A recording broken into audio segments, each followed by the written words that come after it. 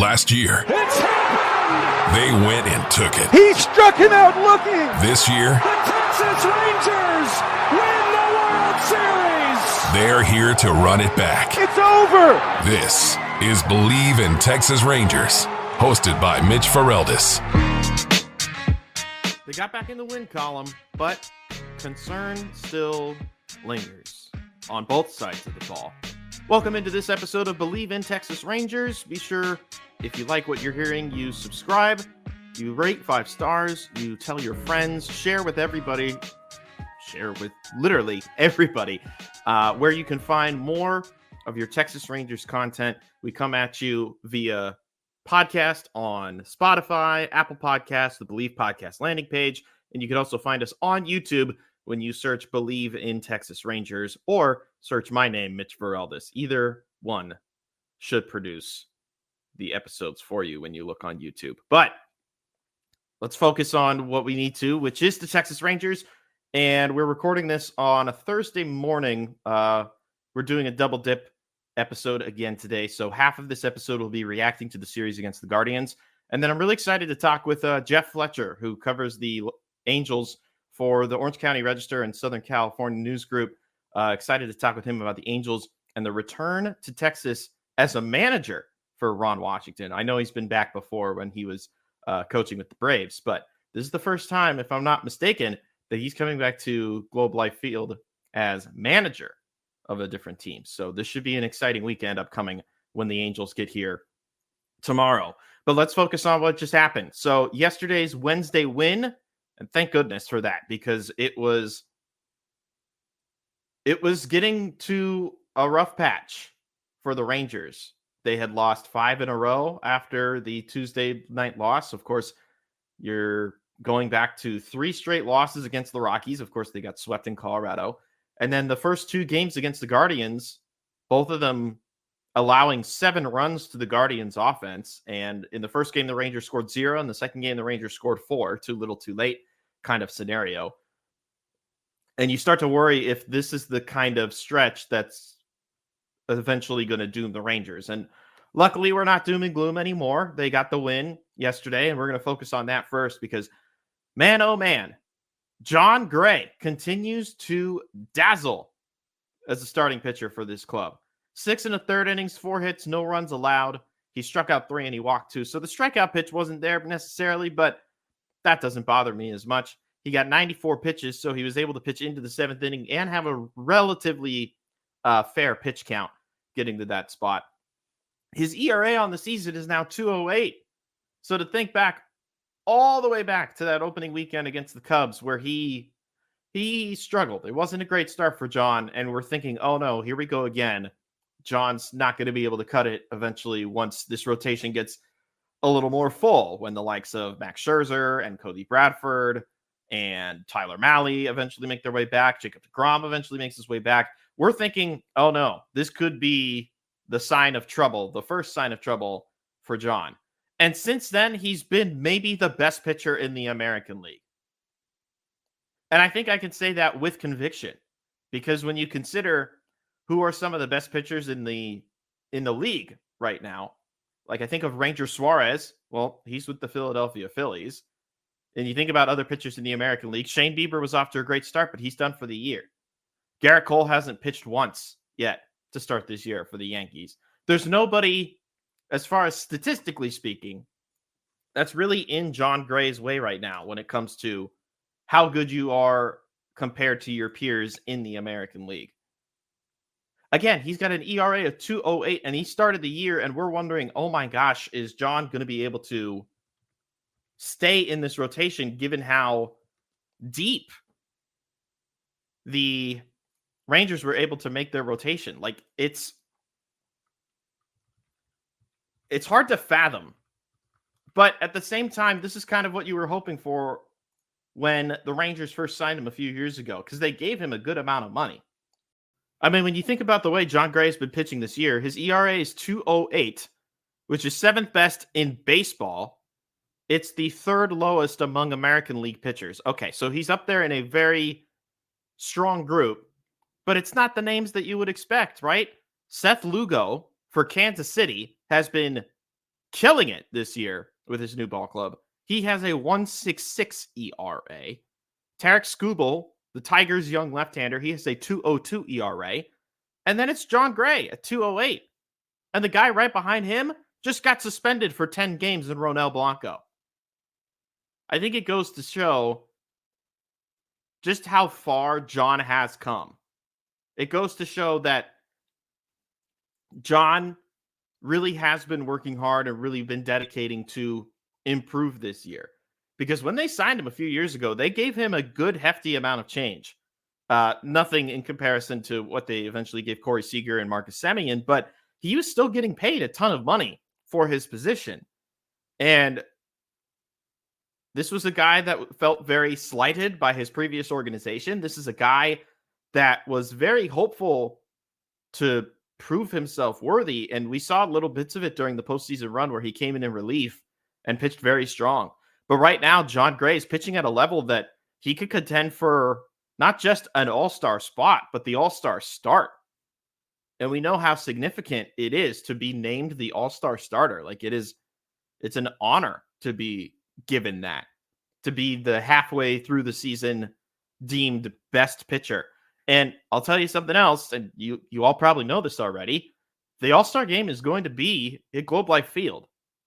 So don't you think that Bruce Bochy, who's going to be managing the American League Club, would lean in the direction of Jon Gray if Jon is named an all-star? Now, maybe we're far ahead of it. It's May. There's still a lot that can happen, but I have to emphasize and applaud the job that Jon Gray has done, because it has been about as good a job as you could imagine.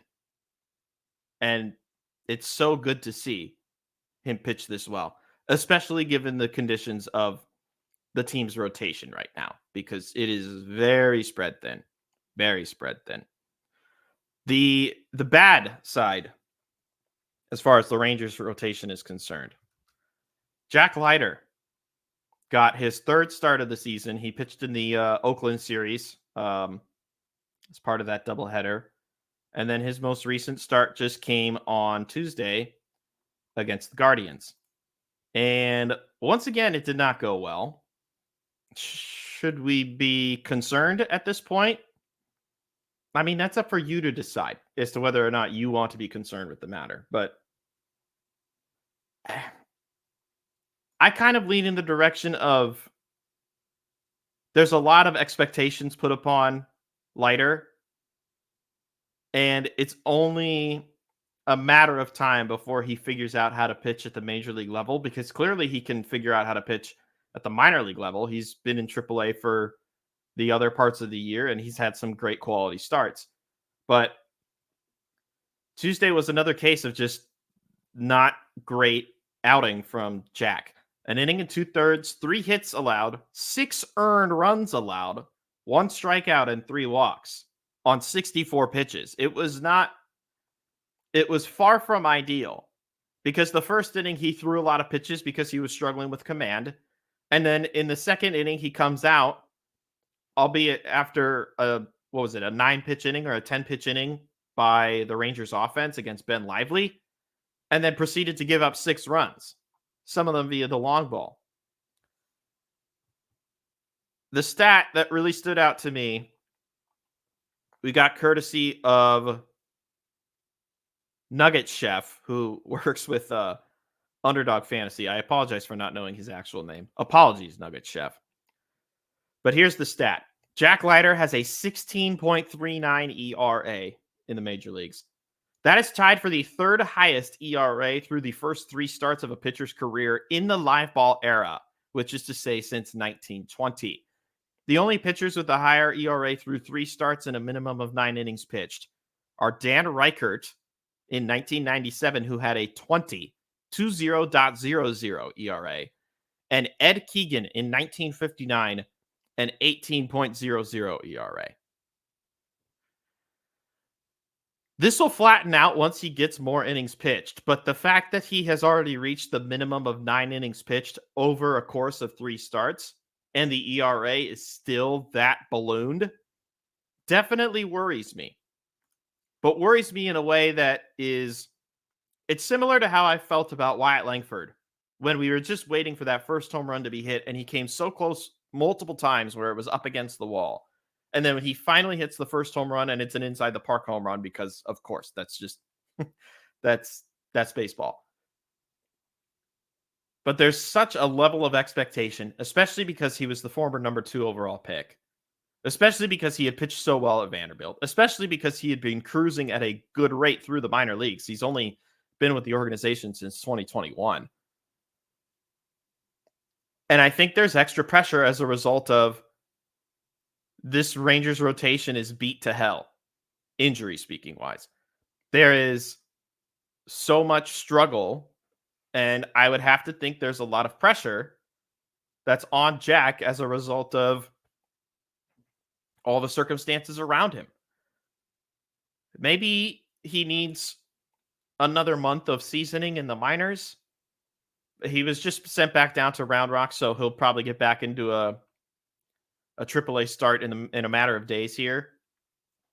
But man, it's tough to watch right now. And most of it's not all his fault. There are some occasions where he gets burned by a couple of miscues on defense, because that sometimes happens. You put the ball in play and the defense is not able to back you up, unfortunately, or the ball is just out of reach of the defense, whatever the case may be. I'm not trying to defend Jack too much. I'll leave it at this. He's going through it right now.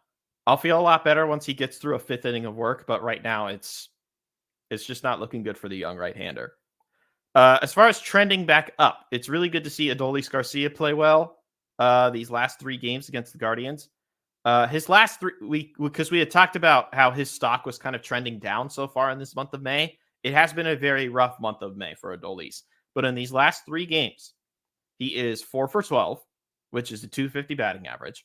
He has scored 3 times. He's doubled. He's homered twice. He's driven in 3 runs. Unfortunately, those home runs were a solo shot and a 2-run shot. So be it. And then he struck out 3 times, but all those strikeouts came in the Friday game against the Guardians.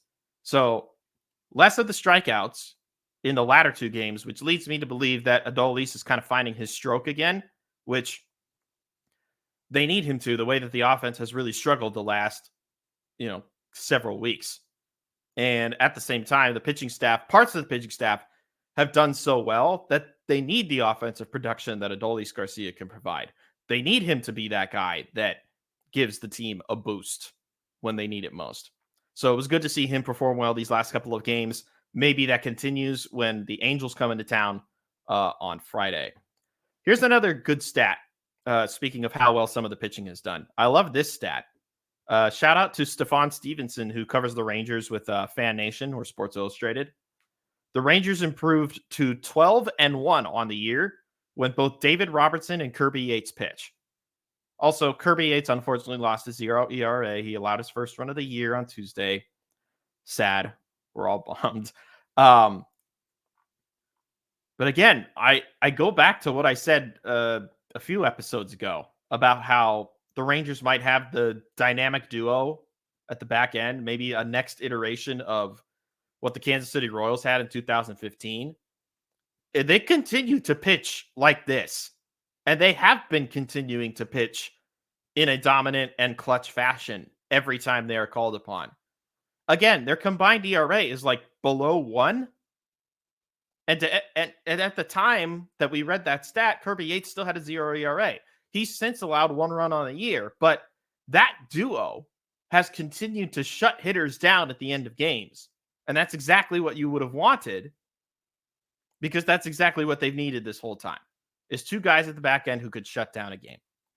And it was nice that they were able to replace Jose Leclerc as early as they did, because, Jose has not been perfect this year.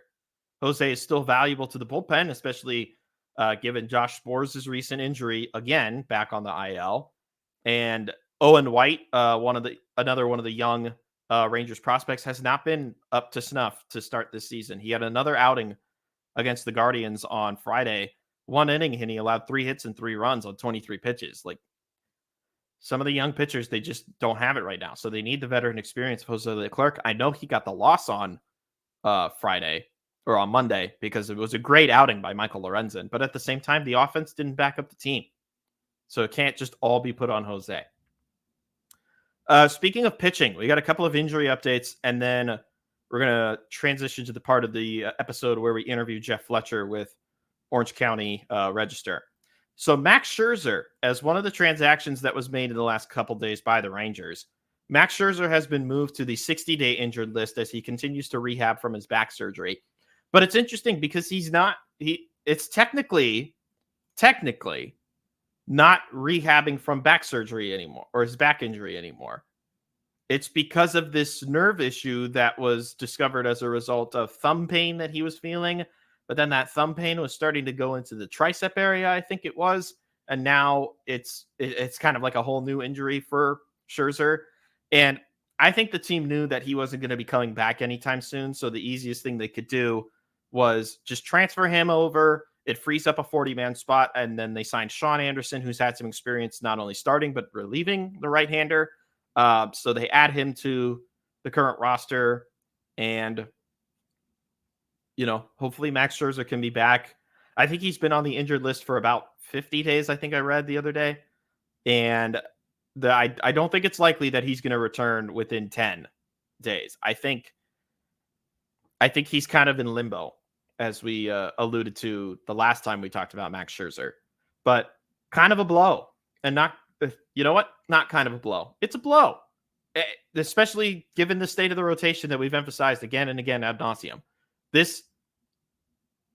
The return of Scherzer would be the golden goose for the Rangers. And you just hope, karma cap, that it doesn't come with any repercussions as a result.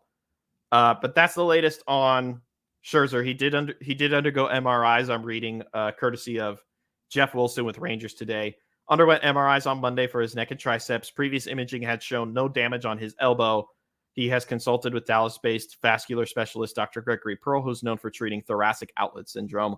All signs point to a nerve issue, which has touched a nerve, Jeff pens. There's one other injury update I want to get to, and boy, oh boy. I hope this works on the first try because it's been a minute since I've played this. Wyatt Watch. Yeah, we got a Wyatt Watch. Let's play it one more time because I missed it. Wyatt Watch. Shout out Jason Veazey, my guy with Big Fast Awesome. So another update courtesy of Jeff Wilson with Rangers Today. Shout out Jeff. Wyatt Langford is on his way to Arizona. He's where I am, actually. He's heading to the Rangers complex in Arizona. And surprise, he's going to start to work on his rehab from that strained right hamstring. Jeff is reporting that he's going to be there for the next 10 to 14 days. Also goes on to say he should start to run the bases next week.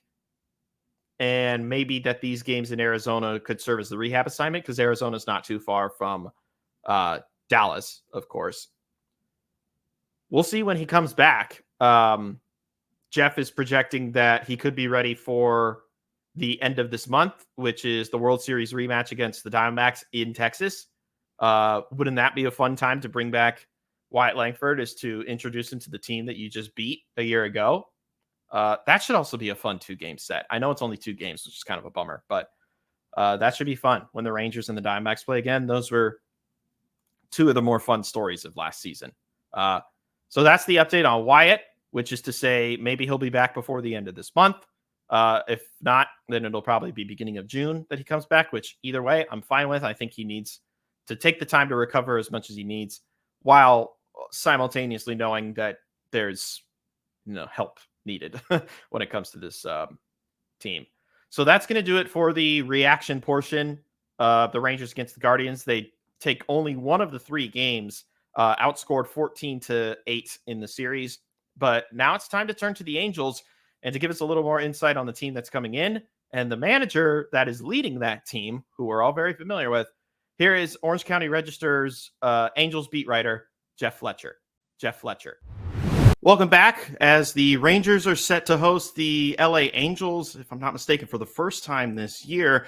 Wanted to get a little insight on the Angels and, of course, wanted to ask for some insight on the very special connection that a current member of the Angels has with this Rangers organization. So no better guy to turn to for this than Jeff Fletcher, who covers the team with the Orange County Register as part of the Southern California News Group. Jeff, how are you doing this morning? I'm great. How are you? I'm doing well. Thanks so much for taking the time, of course. So I want to just start with a basic 30,000 foot view of the way that the Angels season has gone this year. And then I want to specifically dive into the lack of Ohtani aspect into a minute. But for right now, just an overarching view of this iteration of the Angels. Well, it's very simple. They won 73 games last year. They lost Ohtani and they did not replace him, which makes them worse. The only way they were going to get better is if they got healthier from guys like Mike Trout and Anthony Rendon, and if a lot of their young players took significant steps forward, Logan O'Hoppe, Zach Neto, Reed Detmers, that kind of thing. So far, none of that's happened. So they're worse. They're worse than the 73-win team than they were last year. They still could get back to that level if, those young guys do take steps forward and, Trout comes back, Rendon comes back, that kind of thing. But as we sit here today, they are not a very good baseball team. So you mentioned the young guys, and I'm very curious about a lot of the young guys they have. Specifically, you mentioned Detmers. I guess Griffin Canning is kind of the veteran part of that rotation now, but O'Hoppe as well was kind of a nice surprise before he got hurt last year. Is there at least what appears to be some sort of direction in terms of the young guys that they've been targeting these last few years? I mean, I think they definitely have the core of a winning team there. I think that there's 6 or 7 or 8 guys that are young, that have shown potential in the big leagues to be legitimate, important players on a good winning big league baseball team. Right now, they're just not consistently doing it. But they still have the talent. They're still young. They still could get there. They could get there by the end of this year. Who knows? Those individual players. But, so they have those pieces. And then I think as those pieces kind of mature, then they're going to need to fill in around them. And they're going to need to get, better production from some veterans. Right now, their bullpen is a lot of experienced guys who should be better, who are not. That, definitely is something that they need to do. They need to get Trout back. They need to get Rendon back, that kind of thing. How important, or I guess impactful, was it when there's rumors abound after Shohei Ohtani departs for the Dodgers in the offseason? Rumors abound, or just discussion throughout internet circles that Mike Trout's got to get out of there. Mike Trout's got to do whatever he can to find that winning organization, that team's that's going to take him to a World Series. How impactful was it for him to immediately kind of dispel that talk and emphasize that he wants to stay with the Angels? I don't think it had any impact at all on the Angels because I think the Angels already knew that. I think everybody who's around Mike Trout and around the Angels knew Mike Trout's not going anywhere. So it was really the rest of the world that needed to be clued into that information. So as far as the way the Angels did their business, I think they've known Mike Trout's not going anywhere. I think the only way Mike Trout would go anywhere is if he can be totally healthy and MVP caliber production, and the rest of the Angels still stink and have no future. Only if those two things both happen, not just one of them, but both of them, would there be a chance to trade him. So, right now, neither of those things are happening. So, I think that he's not going anywhere. Jeff Fletcher with the Orange County Register is joining us here to talk about the LA Angels. All right, I can't put off questions about the lacking of Shohei Ohtani anymore. Just from a reception standpoint, let's put it. Like, of course, the fan base was very bought into the idea of having the unicorn that he is and continues to be for the Dodgers. What is the reception around the team in the first couple of months that he's no longer been a member of the Angels? Well, I want to first offer this disclaimer that the Angels are not better off without him on the field. Nobody would say that at all. They definitely miss having their best pitcher and best hitter. And they'd be better as a baseball team if they had him.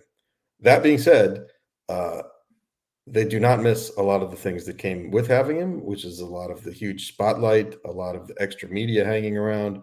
Every time you lose a game, the narrative is not just that you lost a game, but you're like this crime against the sport, that you're affecting Shohei Ohtani's legacy by not being a good enough teammate to him.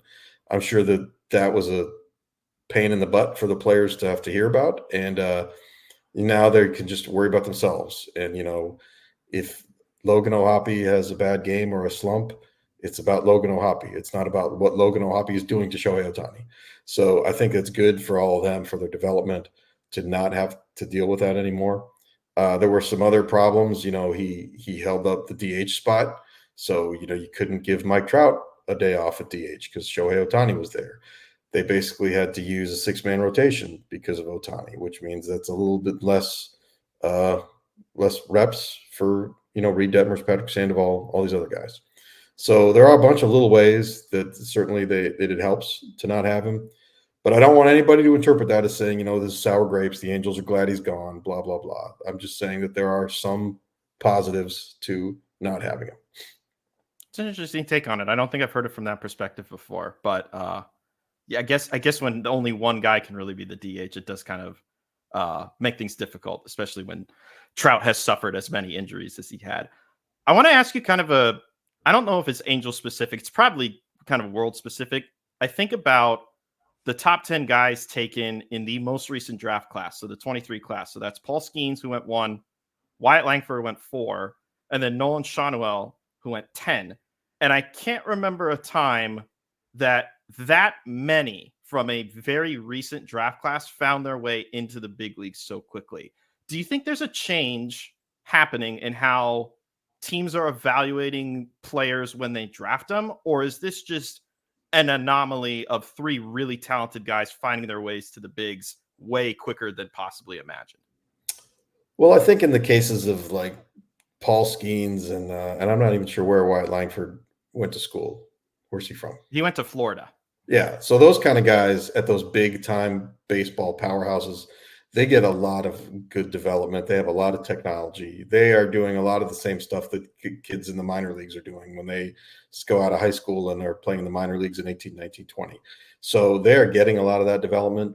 Nolan Schanuel went to Florida Atlantic, so probably wasn't quite as much, but it's still better than it was 10 years ago. So I think that's part of it. I think that the players are just maturing faster. And I also think the teams are pushing them a little more because honestly, there's a clock is ticking on a player when he's his young years. You want to get all you can out of him before the salary goes up and you lose him. So if you keep a guy in the minor leagues till he's 24, then, you're not going to get as many really good cheap years out of him because he's going to start to get expensive, at the time that he's really good. If a guy comes to the majors when he's 21, then, you basically get all 6 years of his on the way up. If you put him in the majors when he's 24, then you might get the first 4 years when he's on the way up, and then he's going to start to go on the way down. So I think those are both part of the reason.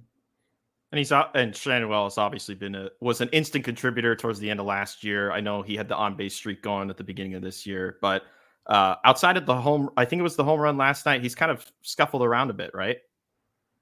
I mean, he was in college this time last year. So I think that you have to be really careful with the expectations for him. I think that he still has a really good command of the strike zone, which is a lot of the battle for any young guy. You're not going to have really terrible slumps if you don't swing at bad pitches, which even in his bad slumps have not been that bad because of that. I think the question of him was going to be, is he going to have the power, that you'd like to have from a first baseman? Because he doesn't really hit the ball hard. His bat speed numbers are not great, but he's got 4 homers in a quarter of the season. So, that's okay. And if he continues to get on base, last year he had a 400 on base percentage. This year it's not been quite as good, but if he can just be a consistent guy who's going to be 360 to 380 on base percentage and hit 15 homers a year, that's a valuable everyday Major League Baseball player.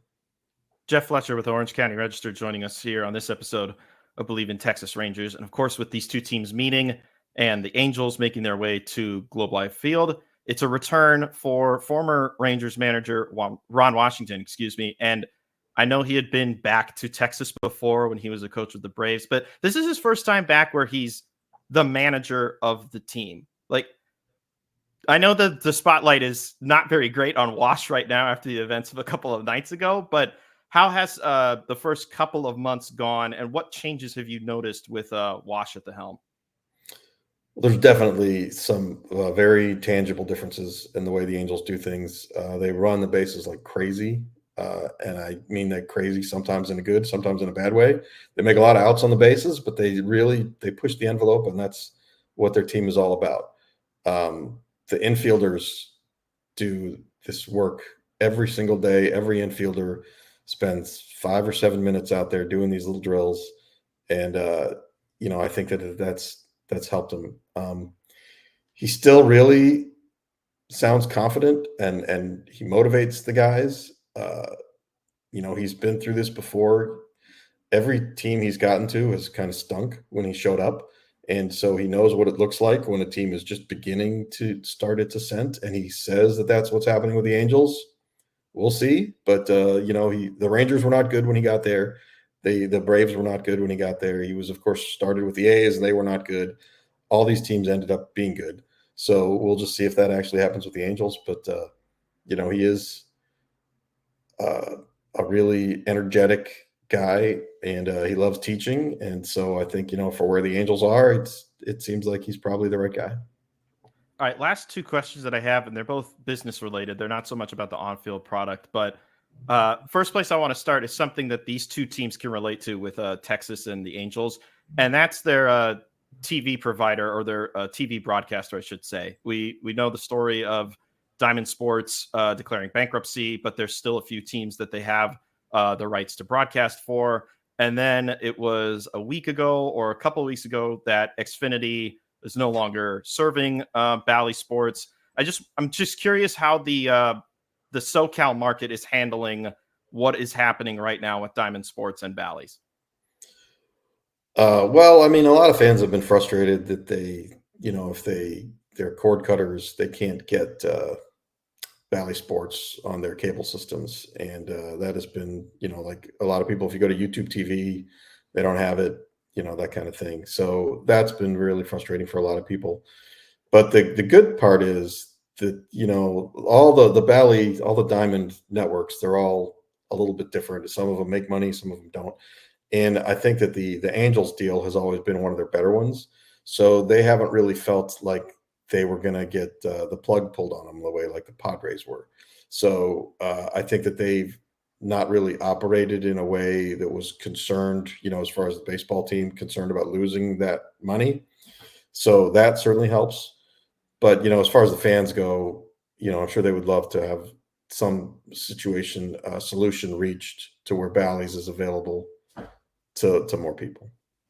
Something else I'm sure that the fans would like either a little more clarity on or some resolution on has to do with ownership. And Artie Moreno did, and I can already tell you're kind of prepping for this because I know you wrote about it recently, again, about Artie putting the team up for sale and then retracting the team. And I don't know if we're necessarily going to get a resolution to that anytime soon, or if you think that he's just going to own this team until he decides he no longer wants to own the team years from now.